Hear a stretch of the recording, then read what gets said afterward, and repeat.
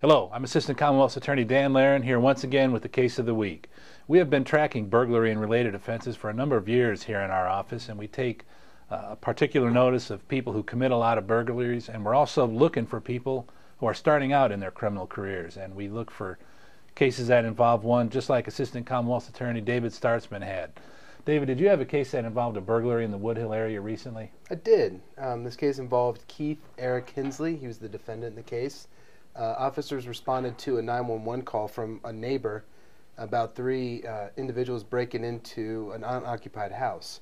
A patrol officer arrived on the scene and saw three gentlemen in the area.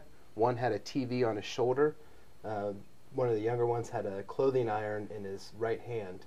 The defendant was the one with the TV on his shoulder, dropped the TV and took off running, leaving his little brother and his little brother's friend standing there to deal with the cops. And were these young men juveniles? They were. And did they identify the defendant in this case as having been involved in the burglary? They did.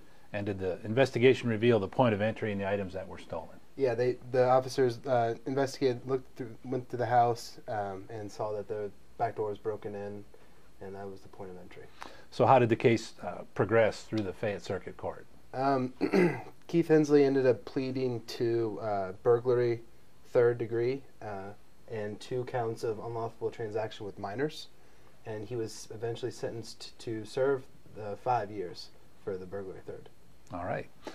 The criminal record in this particular case, Keith Hensley, shows that he's 23 years of age, that as David told you, he's serving a 5-year prison sentence. He was a persistent felony offender because he has prior felony convictions for theft and criminal mischief.